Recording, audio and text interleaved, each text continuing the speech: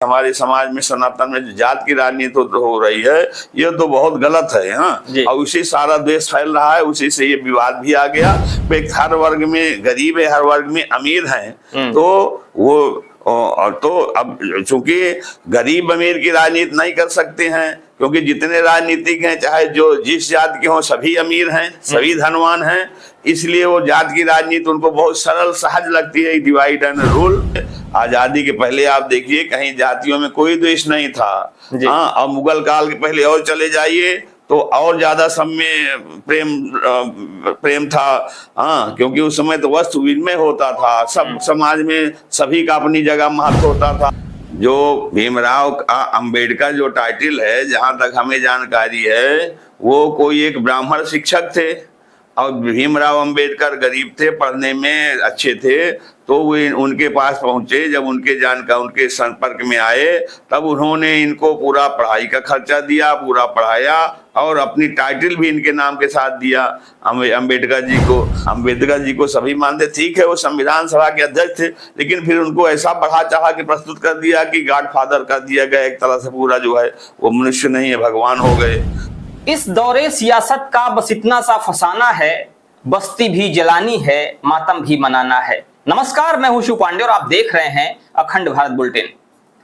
लगातार ही देखा जा रहा है कि इन दिनों चर्चाएं काफी तेज हैं बी.आर. अंबेडकर की और साथ ही साथ बी.एन. राव की। और अगर बात की जाए मध्य प्रदेश ग्वालियर की, तो मध्य प्रदेश का ग्वालियर इस समय कुछ ज्यादा ही चर्चा में है, क्योंकि वहां पर चर्चा चल रही है अनिल मिश्रा की और साथ ही साथ भीमराव अंबेडकर के समर्थकों की। दरअसल भीमराव अंबेडकर के समर्थक ये कह रहे हैं कि जो संविधान का निर्माण है, जो संविधान लेखन का काम है, वो भीमराव अंबेडकर ने किया था, जबकि अनिल मिश्रा कहना है कि भीमराव अंबेडकर नहीं बल्कि ये सारा जो प्रारूप है उसको तैयार करने वाले बी.एन. राव जी थे। और इसी बीच हम आ गए हैं अग्नि अखाड़े के जाने माने संत डॉक्टर विश्वेश्वरन ब्रह्मचारी जी के पास में, और इसे जानने की कोशिश करेंगे कि आखिर जो मामला चल रहा है, ये मामला तूल पकड़ता हुआ दिख रहा है, इसको लेकर इनका क्या मानना है, संत समाज की क्या राय है, और जो बातें चल रही हैं, जो एक विरोध की स्थिति बनी हुई है, एक युद्ध की स्थिति बनी हुई है, इसको लेकर संत समाज क्या सोचता है। तो आइए जानने की कोशिश करते हैं इस विषय में गुरुजी से। गुरुजी प्रणाम। हाँ, आशीर्वाद। गुरुजी, इस समय अनिल मिश्रा जी काफी चर्चा में हैं, जो कि ग्वालियर हाई कोर्ट के पूर्व बार एसोसिएशन अध्यक्ष भी हैं, रह चुके हैं, और इस समय काफी ज्यादा चर्चा में हैं। तो जो ये बातें चल रही हैं कि संविधान का जो निर्माण है वो बी.एन. राव ने किया था, या कुछ लोग कह रहे हैं संविधान का निर्माण था बाबा भीमराव अंबेडकर ने किया था, इस विषय में संत समाज का क्या कहना है और आप क्या सोचते हैं इस विषय को लेकर?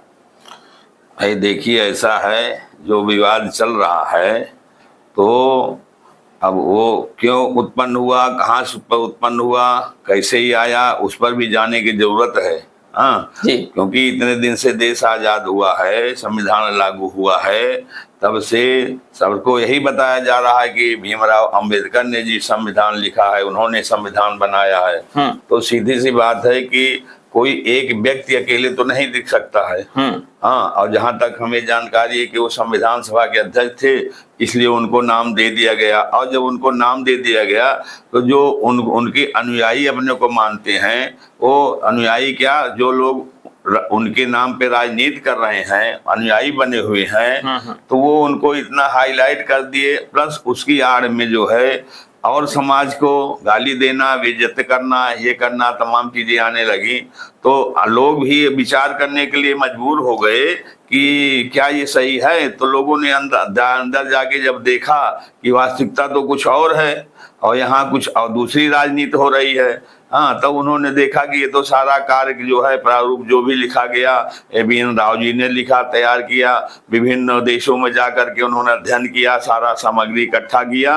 हाँ, और वो तो अंबेडकर जी ने भी अपने लेखों में, अपने उसमें बुक में उन्होंने खुद लिखा है कि ये तो बी.एन. राव जी का सब किया हुआ है। उन्होंने कहीं ये नहीं लिखा कि हमने कुछ किया है। आपने भी एक बात कही गुरुजी कि जब गाली देना शुरू कर दिया उनके तथाकथित अनुयायियों ने, उनको फॉलो करने वाले लोगों ने, या जो उनको मानने वाले लोग हैं, आखिर ये जो गाली देने वाली बात है, ये मानसिकता है, ये क्यों होती है और ये क्यों ऐसा करते हैं कि किसी एक को फॉलो कर रहे हैं लेकिन उसके विचारों को फॉलो नहीं कर रहे और दूसरे व्यक्ति को गाली दे रहे हैं? भाई अगर उसके विचार को फॉलो करेंगे तो राजनीति कहाँ से होगी? मेन तो राजनीतिक मुद्दा है, क्योंकि जो भी हमारे महापुरुष हुए हैं पहले आज़ादी के समय, जो चाहे जो पटेल जी रहे हों या सरदार पटेल रहे हों, कोई भी रहे हों, तो उन लोगों का उद्देश्य सर्वजन कल्याण होता था। वो क्षुद्र राजनीति करके जो है तो ओछी राजनीति करके वो सत्ता में नहीं आना चाहते हैं।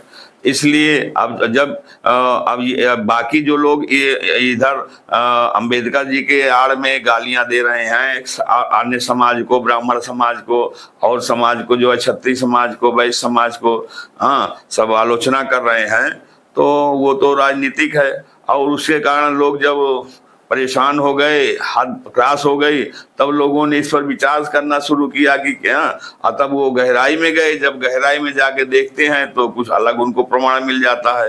अब इसके लिए तो दोनों पक्ष क्या है भाई, एक पक्ष अपना बात कर रहा है, एक पक्ष अपनी बात कह रहा है। तो ये तो सरकार को चाहिए कि निष्पक्ष होकर के और सारे तथ्य समाज के सामने रखे, सारे तथ्य दोनों पक्ष से ले, प्लस सरकार के पास भी सारे पक्ष हैं, वो स्पष्ट क्लियर करे कि हाँ जो है क्या स्थिति थी वास्तव में इसकी।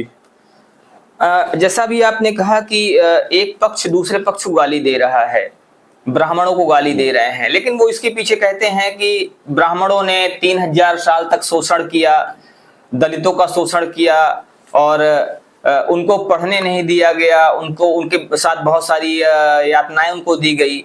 क्या कहना है इस पे आपका कि क्या ये जो चीजें कही जा रही हैं ये चीजें सही हैं या? ऐसा है ना कि सही तो नहीं है ये सब चीजें।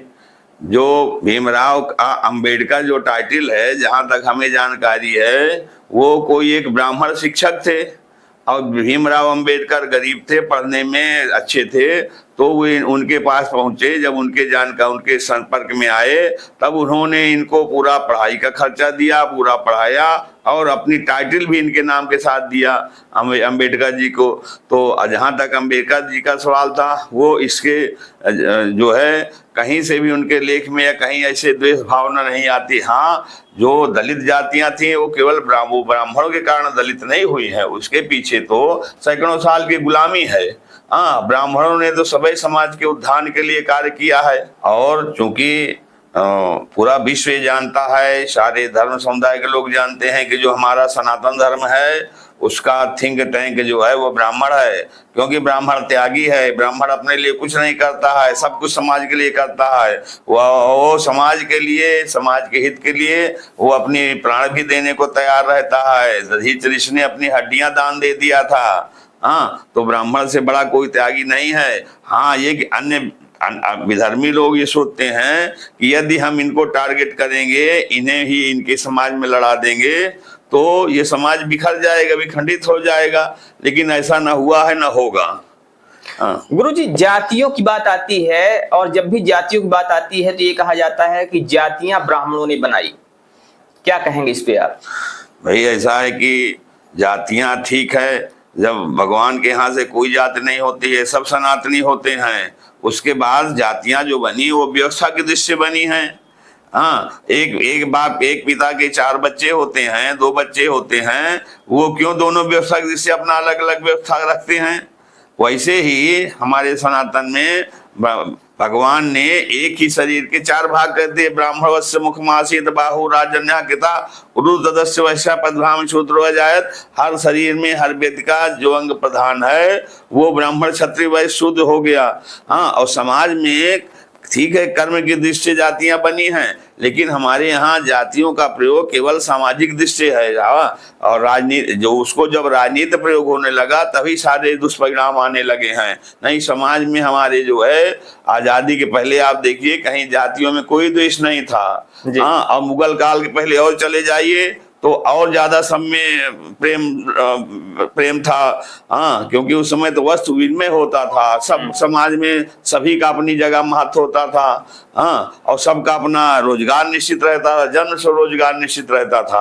हाँ, सब आपस में एक दूसरे से प्रेम से बात करते थे, कहीं कोई ऐसा द्वेष नहीं। आज भी समाज में जो है वो अगर राजनीति से हट के बात किया जाए तो समाज में किसी जात में कहीं कोई द्वेष नहीं है। हाँ, देखिए शादी विवाह होते हैं, अब जहाँ शिक्षा हो गई है, हाँ, जब शादी विवाह हो रहे हैं, कोई भी सामाजिक कार्य हो रहा है, तो हर जात के यहाँ हर जात के लोग दावत में जाते हैं, निमंत्रण में जाते हैं, कहीं कोई ऐसा भेदभाव नहीं रहता है। ये केवल जब राजनीति आती है, और जो हमारे लोकतंत्र की राजनीति है, जो धर्म और जात की राजनीति हो, खास करके हमारे समाज में सनातन में जो जात की राजनीति हो रही है, ये तो बहुत गलत है। हाँ, और उसी सारा देश फैल रहा है, उसी से ये विवाद भी आ गया। नहीं, अम्बेडकर जी को सभी मानते, ठीक है वो संविधान सभा के अध्यक्ष थे, लेकिन फिर उनको ऐसा बढ़ा चढ़ा के प्रस्तुत कर दिया कि गॉडफादर कर दिया गया, एक तरह से पूरा जो है वो मनुष्य नहीं है, भगवान हो गए। हाँ, ये है। समाज में जो जातिवाद फैल रहा है, जातिवाद की लपटें समाज को जला रही हैं, इसके पीछे आप किसको जिम्मेदार मानते हैं? इसके पीछे भारत की लोकतांत्रिक चुनाव प्रणाली जिम्मेदार है।